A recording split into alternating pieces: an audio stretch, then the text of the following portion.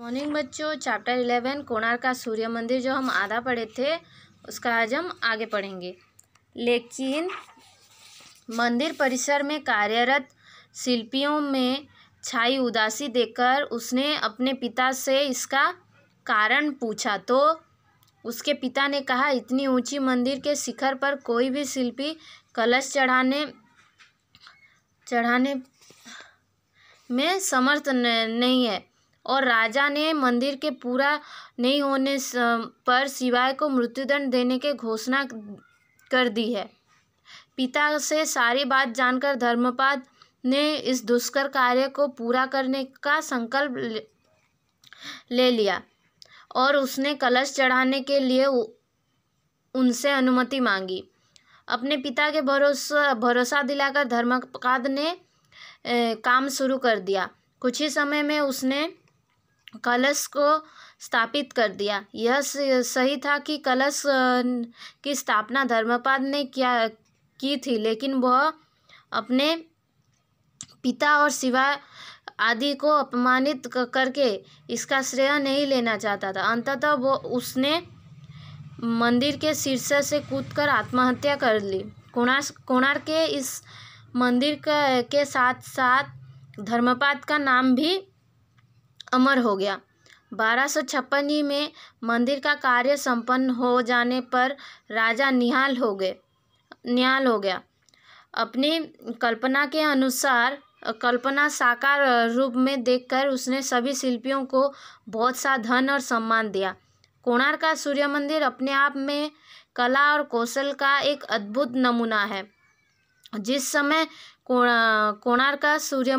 जिस समय यह बना था तब समुद्र की तेज लहरें इस मंदिर के दीवारों और सीढ़ियों की धुलाई करती थी। आज समुद्र इस मंदिर से 2 किलोमीटर दूर खिसक गया है। कोणार्क का सूर्य मंदिर सूर्य भगवान के रथ के आकार का मंदिर है। 12 महीने प्रतीक 12 जोड़ी अलंकृत महाचक्र इस मंदिर के रूपरेखा रथ में बने हैं। प्रत्येक महाचक्र मतलब पहिया जो है की ऊंचाई लगभग 3 मीटर है। सूर्य के 7 अश्व के परिचायक रूप में यहाँ भी 7 विशाल घोड़े की मूर्तियाँ हैं। वास्तव में सूर्य के 7 घोड़े उसकी किरणों की 7 रंगों का प्रतीक है। सूर्य के ये 7 घोड़े 7 दिनों का भी स्मरण कराते हैं। पहिए में बनी 8 तीलियाँ दिन के 8 प्रहर के प्रतीक है। पहिए पर बहुत बारीकी और सुंदर नक्काशी की गई है। पशु पक्षियाँ और विभिन्न देवताओं की मूर्ति बनाई गई है। यह मंदिर सचमुच स्थापत्य कला की विशिष्ट धरोहर है। मंदिर के शिल्पी कला की एक विशेषता है कला की बारीकी। मंदिर के दीवारों पर बनी पशु पक्षियाँ, देवी देवताओं, मनुष्य, अप्सराओं, लताओं आदि के पर्यटकों के मन बरबस मोह लेती है। मंदिर के भीतर भाग में सूर्य की मूर्ति स्थापित की गई है। प्रातःकाल में जब सूर्य की किरण विभिन्न मंडपों से होती हुई सूर्य की प्रतिमा पर पड़ती थी तब प्रतिमा की मुख शांत और सौम्य दिखाई पड़ती थी। मध्याह्न में सूर्य की किरणें से सीधे पड़ने से प्रतिमा के चेहरे पर कठोरता और सायंकालीन सूर्य की किरण के प्रभाव में थकावट की भाव देखा जा सकता था। आज तो मंदिर का अधिकांश भाग टूट गया है, लेकिन अपने वैभव कला में सूर्य की किरणों के साथ साथ मंदिर की प्रतिमाओं की भावपूर्ण मुद्राएं में भी परिवर्तन आ जाता है। वह मंदिर कितना भव्य रहा होगा इसकी तो बस कल्पना ही की जा सकती है। महान है वो कल्पना करने वाला राजा और उससे भी महान है उसकी कल्पना को साकार करने वाला वो शिल्पी शिवामंत्रा और शिल्पी विशु का पुत्र धर्मपाद। क्या हुआ बच्चों, जो धर्मपाद मंदिर देखने गया तो सब लोग जो थे मंदिर परिसर में कार्यरत जो शिल्पियाँ थे सब उदास हो गए थे। अब इस बात को जानने के लिए क्यों उदास है, तो उसने क्या किया, धर्मपाद ने अपने पिता से पूछा कि क्यों सब उदास हैं। तो उसके पिता ने बताया कि इस मंदिर को कलश लगाने के लिए कोई भी तैयार नहीं है, कोई भी इतना कठिन काम करने के लिए तैयार नहीं है। लेकिन राजा ने घोषणा कर दिया है कि अगर मंदिर पूरा नहीं हुआ तो सब लोग को शिवाय को मार देंगे, मृत्युदंड देने की घोषणा कर चुके हैं। पिता से सारी बात जानकर धर्मपाद ने क्या किया, इस कठिन काम को करने के लिए तय कर लिया और कलश चढ़ाने के लिए अनुमति अपने पिता से मांगी। अपने पिता को भरोसा दिलाकर उसने कुछ ही समय में वो कलश को स्थापित कर दिया। यह सही है कि उसने स्थापित कर दिया, लेकिन सबको अपमानित होना पड़ेगा, इसीलिए उसने क्या किया, वहाँ से मंदिर से कूदकर आत्महत्या कर ली। और धर्मपाद और कोणार्क मंदिर अमर हो गया। 1256 में मंदिर का कार्य संपन्न हुआ तो राजा निहाल हो गए, मतलब परेशान मुक्त हो गए। अपनी कल्पना के अनुसार मंदिर को देखते ही वो सभी शिल्पियों को बहुत सारा धन और सम्मान दिया। कोणार्क का सूर्य मंदिर अपने आप में ही कौशल और कला का एक अद्भुत नमूना है। यह जिस समय बना था तब समुद्र की तेज लहरें इसके द्वार और सीढ़ियों को धोती थी। जिस समय वो बना था उसके द्वार और सीढ़ियों को मंदिर जो समुद्र था वो धोती थी। लेकिन अब क्या हो गया है, मंदिर से 2 किलोमीटर दूर तक वो जो समुद्र है खिसक गया है।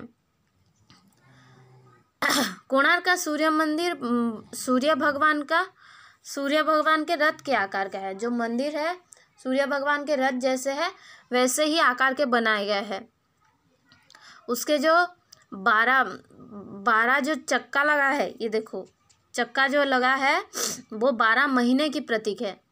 जो एक साल में जो 12 महीने होते हैं उसके प्रतीक है। और प्रत्येक पहिए की ऊंचाई कितने मीटर है, 3 मीटर। जो ये जो पहिया है उसके ऊंचाई 3 मीटर है। प्रत्येक पहिया जो 3 मीटर की ऊंचाई है। सूर्य के 7 अश्व और परिचायक रूप में यहाँ भी 7 विशाल घोड़े हैं। जो सामने की तरफ वो 7 घोड़े होते हैं। देखना आप जब भी जाओगे तो सूर्य के परिचायक जो होते हैं, मतलब सूर्य जो उसका जो रथ खींचते हैं वैसे ही 7 घोड़े खींचते हैं। यहाँ भी 7 घोड़े हैं।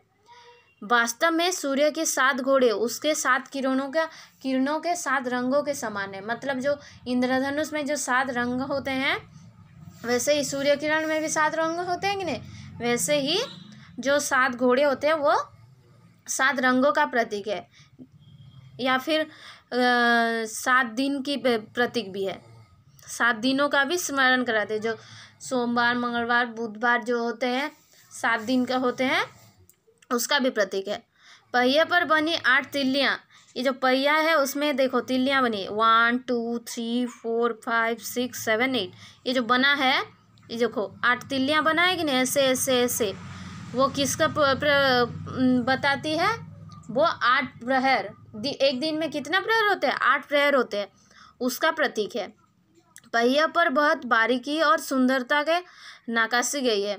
मतलब उस पर बहुत सारे चित्र विचित्र बनाया गया है। वो पहियों पर पशु पक्षियाँ और विभिन्न देवताओं के मूर्ति बनाई गई है। वहाँ पर कितने लोग, बहुत सारे वो पहियों पर, वो चक्कों पर बहुत सारी पशु पक्षियाँ, देवी देवताओं का मूर्ति बनाया गया है। यह मंदिर सचमुच स्थापत्य कला का एक विशिष्ट धरोहर, मतलब पत्थर पर बनाए गए मूर्तियों और पशु पक्षियों का एक बहुत बड़ा कला है जो बनाए थे। मंदिर का शिल्पकला की एक विशेषता है कला बारीकी। जो बनाए हैं शिल्पकार ने कला के बारीक करके जो बनाया है इस मंदिर का एक वो भी विशेषता है। मंदिर के दीवारों पर बनी पशु पक्षियाँ, देवी देवताओं, मनुष्य, अप्सराओं, लताओं आदि को भी पच्चीकारी पर्यटकों को मन बस करता है। मतलब जो मंदिर पर जितना भी कला बनाया गया है सब पर्यटकों का मन मोह लेता है। मंदिर के भीतर भाग में सूर्य का मूर्ति स्थापित है। मंदिर के अंदर क्या है? सूर्य का मूर्ति एक स्थापित है।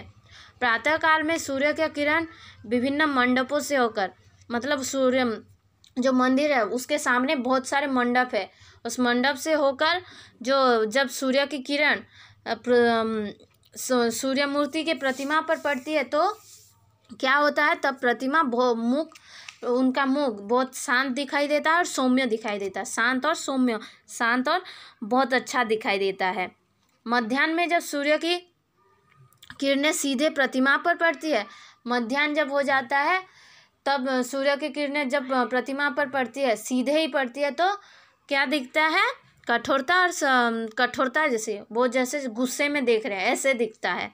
और संध्या काल में जब सूर्य का किरणें वहाँ पर पड़ती है तो कैसा दिखाई देता है? थकावट का भाव होता है, जैसे वो थक चुके हैं, जो सूर्य है वो थक चुके हैं ऐसा दिखाई देता है। आज तो मंदिर का अधिकांश भाग टूट चुका है, लेकिन अपने वैभव कला में सूर्य की किरण के साथ साथ मंदिर की प्रतिमाओं का भावपूर्ण मुद्राएं भी परिवर्तन हो गया।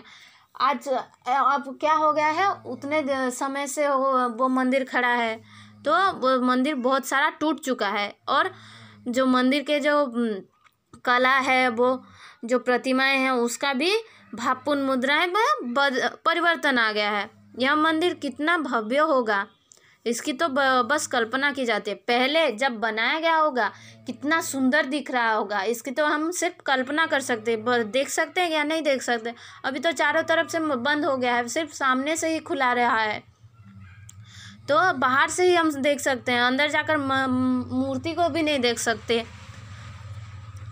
महान है वो राजा जो इसने कल्पना की है, जो राजा है वो कल्पना किया है वो महान है, और उससे भी महान है वो शिल्पी जो उसके महानता, उसके जो कल्पना को साकार किए हैं उससे भी महान है। शिवाय मंत्री और विशु का पुत्र धर्मपात।